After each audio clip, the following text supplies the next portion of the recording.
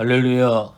9월 9일 금요일입니다. 오늘 본문은 에베소서 4장 17절서부터 24절까지의 말씀입니다. 그러므로 내가 이것을 말하며 주 안에서 증언하노니 이제부터 너희는 이방인이 그 마음에 허망한 것으로 행함같이 행하지 말라. 그들의 총명이 어두워지고 그들 가운데 있는 무지함과 그들의 마음이 굳어짐으로 말미암아 하나님의 생명에서 떠나 있도다. 그들이 감각 없는 자가 되어 자신을 방탕에 방임하여 모든 더러운 것을 욕심으로 행하되 오직 너희는 그리스도를 그같이 배우지 아니하였느니라. 진리가 예수 안에 있는 것 같이 너희가 참으로 그에게서 듣고 또한 그 안에서 가르침을 받았을진데 너희는 유혹의 욕심을 따라 썩어져가는 구습을 따르는 옛사람을 벗어버리고 오직 너희의 심령이 새롭게 되어 하나님을 따라 의와 진리의 거룩함으로 지으심을 받은 새 사람을 입으라. 아멘. 이제 즐거운 명절이 오늘서부터 시작이 되어집니다. 좋은 사람들, 귀한 사람들, 형제 자매님들, 또 끝까지 사랑하시는 우리의 부모님들 만나서 이번 명절 행복하고 복된 시간이 되시기를 주님의 이름으로 축원을 드리겠습니다.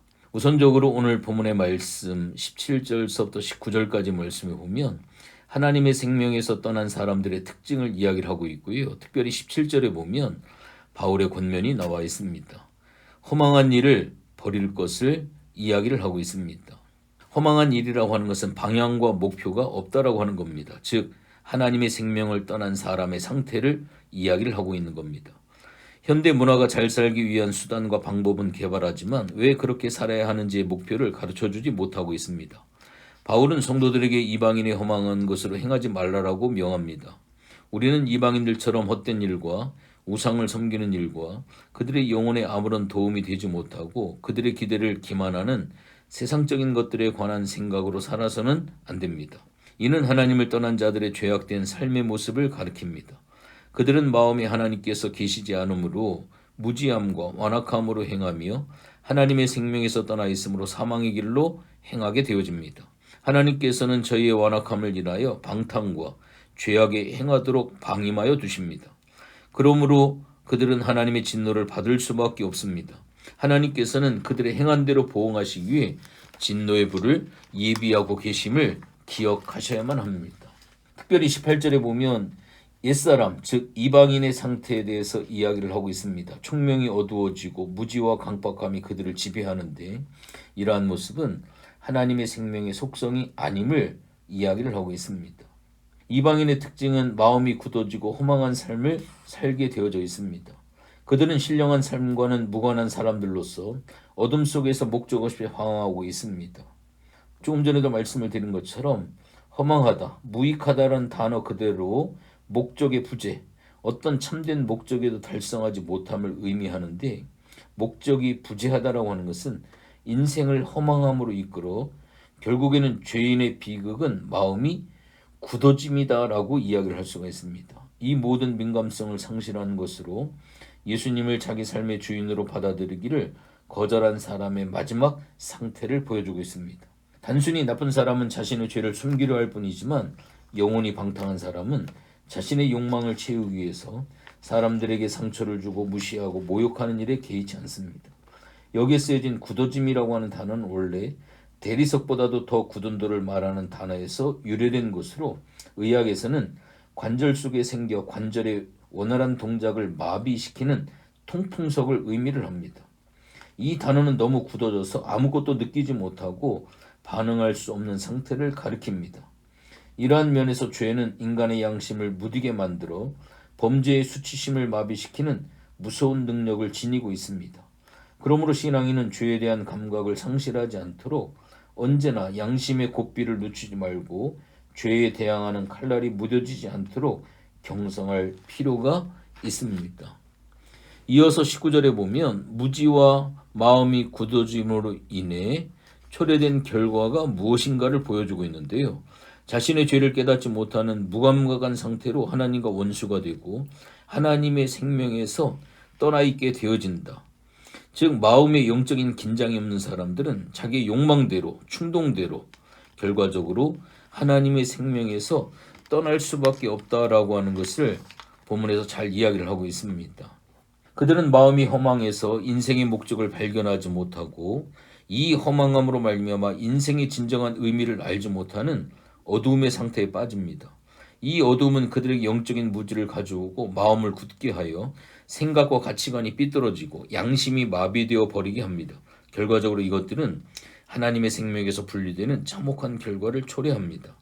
하나님이 없는 사람, 하나님과 관계가 없는 삶을 사는 이방인의 삶이 바로 이러한 삶이다 라고 하는 것을 이야기를 합니다.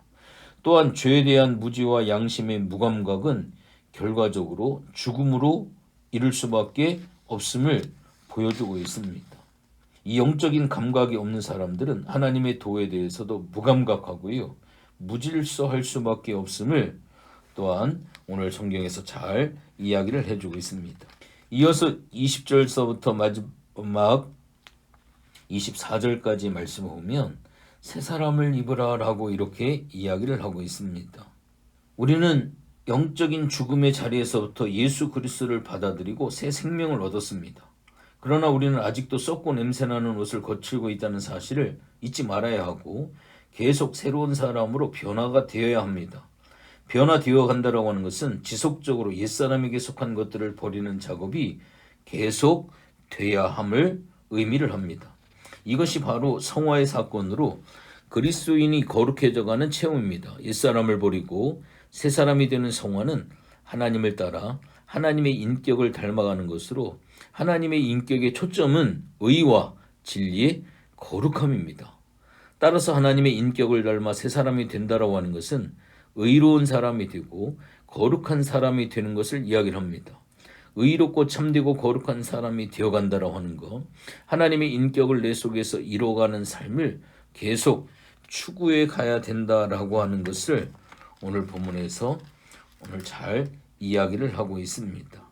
특별히 23절, 24절의 말씀을 집중적으로 보면 우리의 생각이 변화가 되어야 됩니다. 오직 너희의 심령이 새롭게 되어 하나님을 따라 의와 진리의 거룩함으로 지으심을 받은 새 사람을 입으라. 즉 옛사람에서 새 사람으로의 상태의 변화를 이야기를 하고 있습니다. 여기서 심령이라고 하는 것은 너희의 생각의 영으로라고 직역을 할 수가 있는데요. 영의 기능은 지식과 감정과 의지이고 생각은 사람에게 있어서 굉장히 중요합니다. 구원은 생각의 변화이고 옛사람의 상태에서 새사람의 상태로 옮겨지는 것을 이야기를 합니다. 우리가 구원받을 때 우리의 생각이 새롭게 됩니다.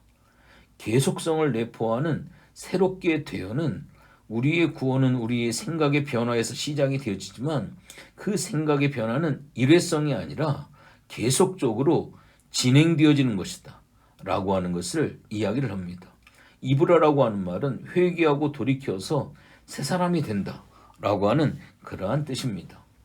우리는 그리스도의 구속으로 말미암아 그리스도의 의의 옷을 입고 하나님의 은혜로 새롭게 의롭다 하심과 법적으로 완전한 의와 거룩을 얻었습니다.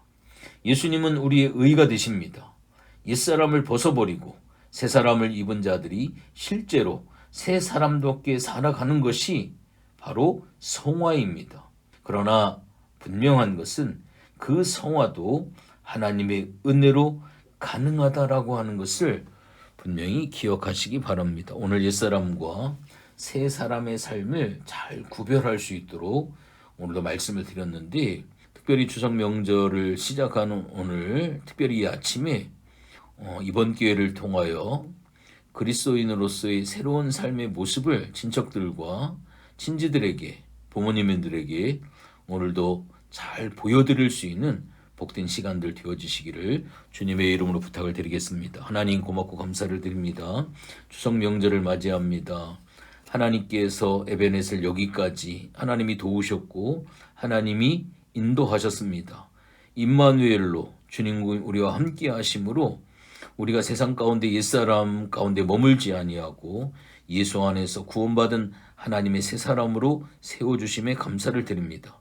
새 사람에 합당한 삶을 살아갈 수 있도록 결단하고 결심하게 하게 하시고 모든 것이 하나님의 은혜임을 고백하는 복된 시간을 잘 보낼 수 있도록 하나님 도와 주시옵소서. 감사를 드리며 예수님의 이름으로 기도했습니다. 아멘.